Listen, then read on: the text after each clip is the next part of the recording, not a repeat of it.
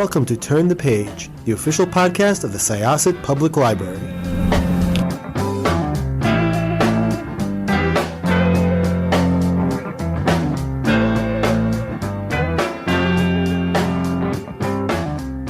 Hello and welcome to Syosset Public Library's Turn the Page podcast. I am Megan and I am one of the children's librarians here at the library. Today, I have with me here a very special guest, author Barbara D. She is the author of 13 middle grade novels for children, and her 13th book is Stephen Jacob Saves the Planet. And there is so much to discuss in this wonderful book about the environmental crisis that we face and the anxiety behind it and what we can do to make this world a better place. So I'm so excited to get, to speak with you about this book because I think it's a very important book today. Thanks. I'm really happy to be here. So Haven is quite a remarkable character in that she cares so much about the environment and she wants everyone to know about it. She's such a strong, I think, role model and female character. How did you get the inspiration behind Haven's character? Well, I talk to a lot of kids, especially middle schoolers, and I've been struck by how passionate they are about this topic and how worried they are about the climate crisis and how angry they feel sometimes that grown-ups aren't taking action which will affect their world when they're adults. So a lot of kids feel frustrated and worried and angry and eager to do something, but what can a seventh grader do? What can a seventh grader actually accomplish? It feels like an overwhelming problem, and it's on such a great scale. It's on a global scale. I didn't want to have kids just do a bake sale or, sign a petition, which are, the sort of obvious things that middle schoolers do when they want to become activists. I wanted to deal with a kid who genuinely wants to make an impact on the world in a way that makes some real sense, some real, that will actually mean something. So I didn't want to write about a kid who was just, biting her nails and cowering in the corner. I felt like that would not be a fun thing for kids to read, and it would get old, by the 20th page. So I made Haven into a kid who is intensely aware of the climate crisis and feels as if she wants to do something, but understands that, her options are limited. And so she has to figure out a way as a seventh grader to make a real difference. And that's, quite a challenge. Yeah, it's such a challenge. And I mean, Haven is learning about a lot of this. Like we learned she's researching a lot on her phone, like, so-called doom scrolling. And it becomes so overwhelming with this technology connection that children have, because kids in seventh grade, they have cell phones now, they have access to computers like more than ever before. So I think that was great that we saw that connection to technology in the book and how that could be, a delicate balance between so much information overload. But I think Haven also took that in stride, and she was able to learn all this, to more information and look things up. So it's definitely a mixed bag for her, because as you're right, on the one hand, she gets a lot of information, which can, help her feel connected to the issue. On the other hand, she is doom scrolling. She is reading her phone in the middle of the night, and she is freaking out. She locks herself in the bathroom at school and reads her phone instead of going to class. And, it actually becomes part of her anxiety.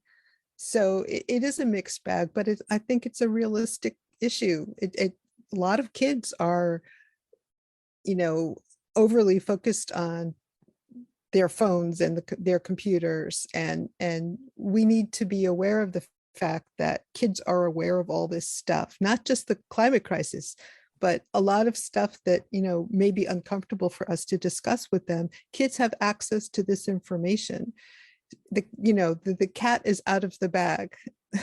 We can't pretend that kids aren't aren't aware of this stuff. And the best way to deal with their anxiety about it, I think, is to talk about it. And one of the best ways to talk to kids about stuff that they're anxious about is to give them a book and to discuss the characters in the book and the choices that they make. And, I think that's a great way to spark conversation. And you did that so well. I mean, and I think the point of that kids feel anxious about things, like we've seen books that address anxiety, but this is addressing it in a different way. I feel like it's a hyper aware version of, like, I really feel like I'm seeing through Haven's eyes. Like, these are like behaviors of anxiety. They're going on. There's something different than saying a character's anxious and actually showing it. And I feel like you did that so well. And even replace the climate crisis for something else, this would be a successful book, because you just do that so beautifully. I mean, you even see through her friends, like her older brother is like, so much different than her, I feel like. And it's okay to be different than from your siblings too. And I think that that was an important point also, and to think differently than your friends, because sometimes we do need to, like, make our friends aware of our concerns and anxieties too. And I think that, like, if we can all join together, that makes us feel better instead of feeling like we're alone, and that's an important point too. Well, one of the things that I was interested in doing in this book is not having it be just one track about a kid's anxiety about the climate crisis. I wanted to show Haven dealing with all kinds of dislocations, all kinds of change and volatility and instability in her world. So she's also dealing with friendship issues, and she's dealing with sibling issues, because for many middle schoolers, their social world is as important as anything else going on. And their social world can be extremely volatile and unstable. So just as she feels the ice melting underneath the feet of penguins in the Antarctic and freaks out about that, she also feels like her world, her social world, even her family world is unstable. So she's dealing with these two things at the same time, and she has to figure out a way to sort of make both of those things work for her. And I think she does ultimately. She does. And I think that she has some, as you said, conflict with her family members, like, and one of the issues in the book addresses, a concern, it affects one of her family members, like, how does she respond to that because they're her family? Like, Right. How does she think differently about it? And how does she also relieve her anxiety? Like, what's the way to do something, like, in a peaceful way, where it's not in like an antagonistic way. It's just making people more aware of what's going on. And because we all are in a community, and, what we do affects others. So. And she makes some wrong choices. It's always important to me when I'm writing about kids in this age group, not to make them too perfect, to allow them to make mistakes, to allow them to be impulsive and grumpy and moody and silly, to get things wrong, about people as well as about topics. I just think that makes, these books much more realistic and much more relatable to middle schoolers. I don't want to write books about kids who are adorable and happy all the time, and adults who are perfect and always understanding and patient. I want my characters to seem like real people. No, it definitely felt that way. I felt like Haven could have been like, a kid that was so, into a cause, so, and, she makes mistakes. Like, I feel like, to her friends, I feel like she loses patience with them, and, with her family members at times. And it's so hard when you feel so strongly about something. And I feel like you got that right. Like, if you're a kid, if you're an adult, sometimes you don't see past, like, your own view of it. And you have to realize, like, no matter, how important a cause and how you feel, like, sometimes these things take time, and you really need to do your research and find out what's going on before you act. And I think that we can all kind of relate to Haven. Like, sometimes we think too impulsively about things when that's not been the reality of how things are. So I think, that's very important, because you don't want, it could have been nice if she was just a book like, oh, I have this cause, I care about the environment. There's something going on in the town and everything is perfect and everyone reacts well. And they're all like, oh yeah, we definitely like, there's something going on. Let's do this. And that's the end of the book. Like everything is resolved, but that's not the way. That's not the way I write books. No. All of my books are about kids struggling and making mistakes and, making wrong choices and getting angry at the wrong people and misunderstanding people. And ultimately, what all of my books are about is kids figuring out that the world is not black and white. It's much more complicated than they thought initially. And so eventually they learn not to be so judgmental about issues and about people. I think that's really a common thread in my books. Yeah, and it's so important. And it seems like you have so much, research behind your books. Like there's a lot of, peppered in facts about, different things. How did you go about researching for this book? I did a lot of research for Haven Jacobs. I read a lot, but I also interviewed several middle school science teachers who did stream studies with their students, a high school teacher, and a college professor. And not only did they share with me how they conducted stream studies with their students, but they also told me how students behave when they're doing these stream studies. And I used a lot of that in the book, stuff about, kids splashing each other and the drama that happens when kids have to pair up on these stream studies and, work together. It was very important that, I present this scientific information, but in a dramatic way, so that it feels like it's organic to the plot of the book, and kids aren't going to just skip over those pages, So it was hard. It was definitely hard to incorporate all the research that I did into a novel that can be read by any kid, not just a sciencey kind of kid.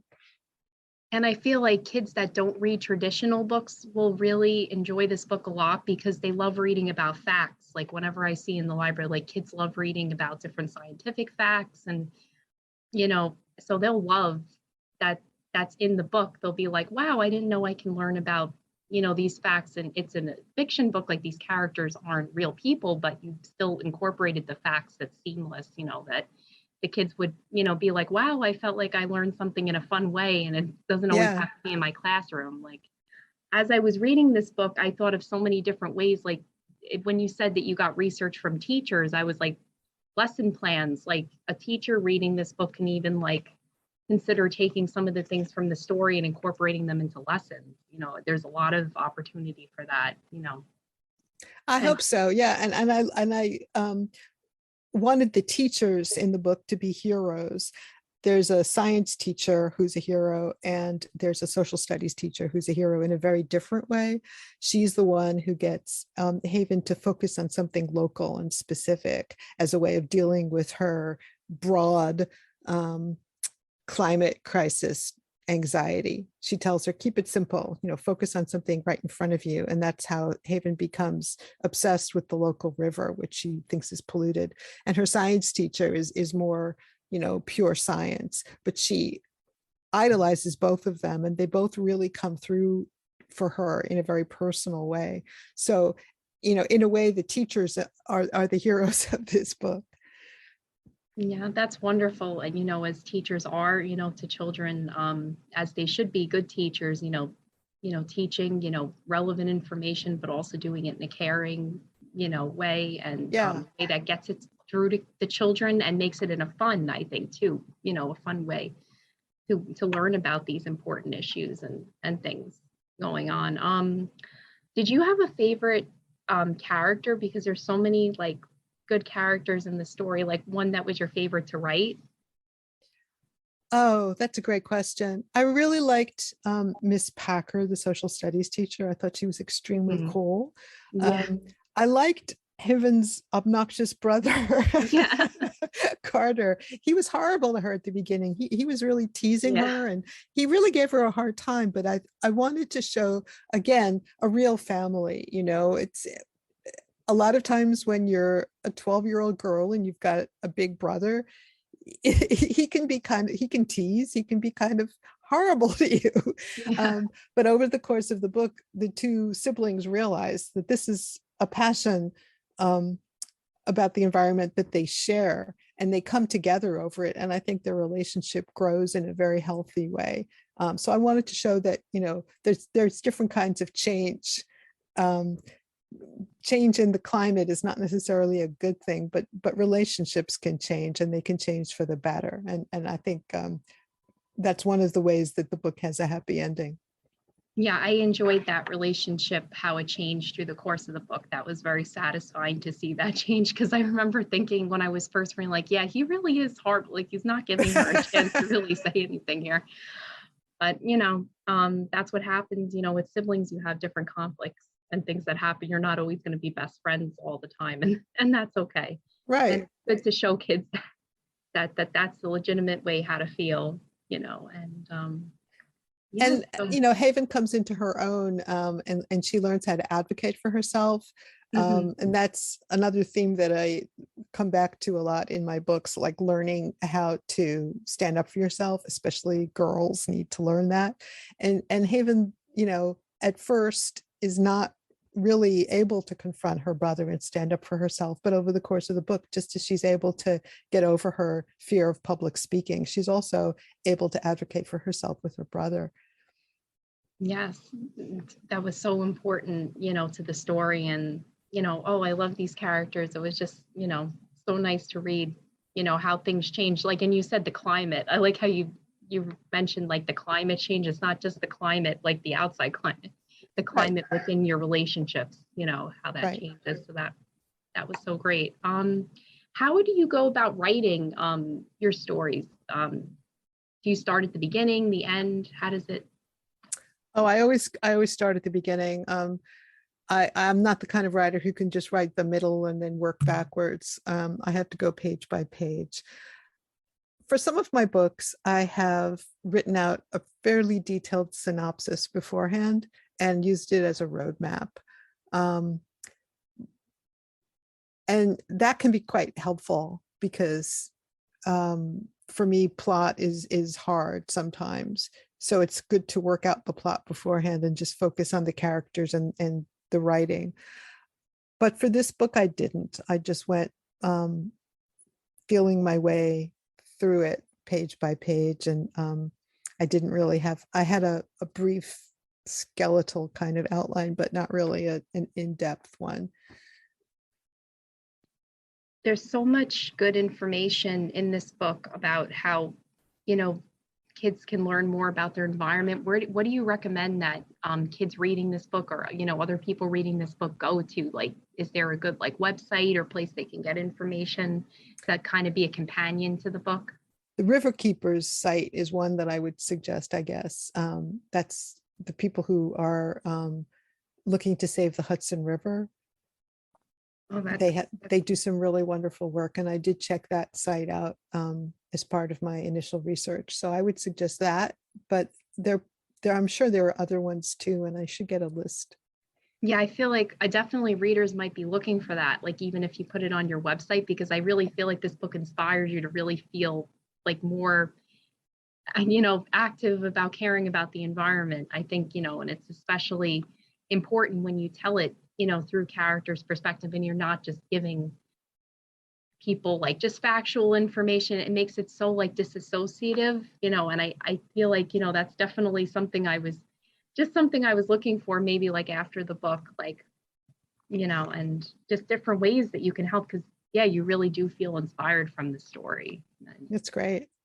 Yeah, I really did. Yeah, I feel very strongly about it. Like, and there was like all this information about like the acid test, like how they do that in the river. Like that was something that I learned about in school. I'm like, oh, I remembered that. And I was like, oh, and I remember like it brought back memories of like, different classes that I used to have, like different science classes. And I'm like, it was kind of like nostalgic in a way too, which was really nice. Yeah. Of learning. And because I used to do different camps, where we would actually go into different, like it'd be like more like streams, and like we kind of like see the fish and the wildlife. And they did talk to us a little bit about that, but it was something that I had forgotten. So I appreciated that in the story that they had that lesson in the river area.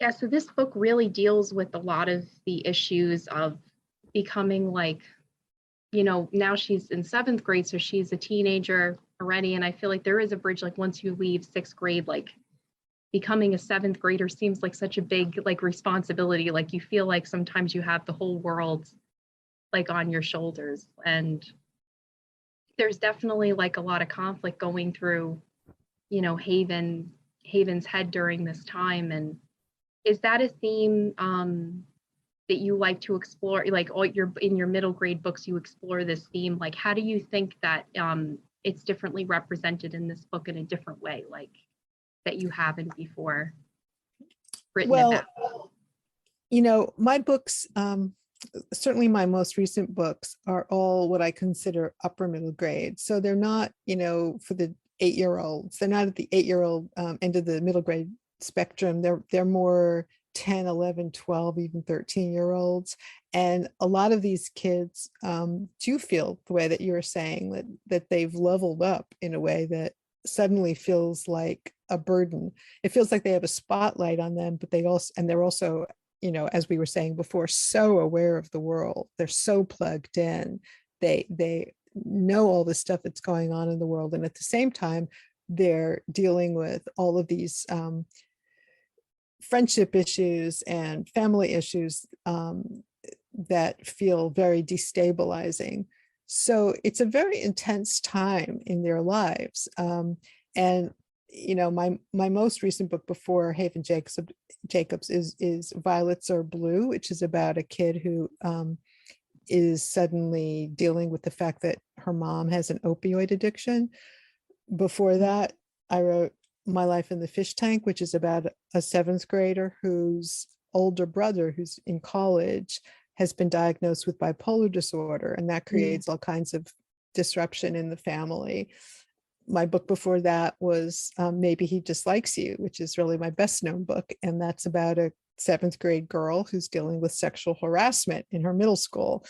So, all of these books are about relationships that have suddenly changed very dramatically for the main character. And in a lot of these stories, the main character feels as if she has all the burden of these changes on her own shoulders, and she doesn't know how to deal with it. She wants to be a good family member, she wants to be a good friend, but it seems as if the rules have changed. And she doesn't know who her real friends are, who is a good ally, which adults she can trust. And it can be a really intense time in a 7th grader's life. So it's good to write about these characters because there's so much drama, but I like to write about these characters mainly because I feel as if these are real things that real kids go through every day. And reading about kids going through these crises can really help kids understand themselves and understand other people, understand their friends. I think it's really important that we give kids books that reflect the real experience that kids have and not sugarcoat them, not hand them Beezus and Ramona or some lovely book that we read when we were kids that we enjoyed. Necessarily it doesn't necessarily reflect the world that our kids now are living in. So I think it's important to explore issues in fiction that will help kids deal with their real lives. I think that everything you said is just so important, and it like pulls on my heartstrings, because it's like it's so much needed, because you really don't see books like this. Like what you write is so unique, and I think people need to sit down and read your books, all ages, because we need to read books, and there needs to be more books written about these topics, because these shouldn't be terms that all of a sudden like adults or parents hear, and then they're like, no, I don't want my child to read about this book because this is what's going on anyway. Their child is most likely aware of these different things from what they've heard or from what they've seen online. And the more we repress things, kids are good researchers. They're going to do research themselves. And sometimes, as an educator, as a writer, you want to give children the right, factual information too. So you don't want them delving into themselves without someone that can kind of guide them, and someone that they could, kind of trust. We need to have more positive, have books, not necessarily all positive themes, all the time, but that kids are able to, just sit down and read about real things going on. And I think that that's so, so important, and that people should read your book, your newest book, and all your books. There are a number of authors who write books like this. I'm not the only one. Right. And we are very careful to write about these topics in a way that is age appropriate and that also gives kids hope. We don't want kids to feel despair. If they're reading about some tough topics, we don't want them to close the book and feel as if, there's no hope. So, we work very hard to be, on the one hand, realistic, on the other hand, age appropriate and hopeful. It's not an easy balance, but a number of us are doing it book after book, and it's really important for adults not to shy away from these books or snatch these books out of kids' hands and decide without reading the book that it's not appropriate for their kid. If they have a question about the way an author approaches the topic, I beg them to read the book first before snatching it away. That's always a good idea that I tell, parents, if there's, something in the book that you're concerned about, maybe read through it and see then if it's appropriate for your child. If not, then, you can wait, or they can choose not to, share it with their child. Right. But it's often the case that if a kid wants to read a book, they will find the book. Yes, they'll still find. They'll find a way to get the book. Or they may read stuff that's inappropriate. They may think, okay, well, I have to sneak these books because my mom doesn't want me to read them. I'm going to go into the YA section and read something really inappropriate. Right. No, it's good. It's important that we have these books, that are the bridge, to the middle grade is so, such love to me, like the bridge between childhood and adolescence. Exactly. So important. Did you have an author that inspired you? Oh, there were a number of authors that inspired me. One book that I loved when I was growing up was Harriet the Spy, who was really in a lot of ways the kind of imperfect, smart, sensitive character who makes a lot of bad choices that I write about today. Of course, Judy Blume was really important to me growing up, but I think it's really important to continue expanding what we consider the important novelists now, and not just trot out, our own favorites from when we were kids. So, I love people like Kimberly Brubaker Bradley, Erin Entrada Kelly. These are people who, Paula Chase. These are all authors who continue to inspire me now. Yeah. Well, thank you so much for sharing all your book and with us. And it was such an important book to read. And I really highly recommend reading your other books too, having others read your books, because these themes are so important. And the middle grade is such an important so important, those books, the middle grade novels, that bridge, that gap between children and adolescents. And I highly hope that everyone checks out Haven Jacobs Saves the Planet by Barbara D. And we are going to close this chapter on Turn the Page. Barbara, it was a pleasure speaking with you today. Thank you so much for your time. Thank you. It's time to close this chapter of Turn the Page. Join us for the next episode.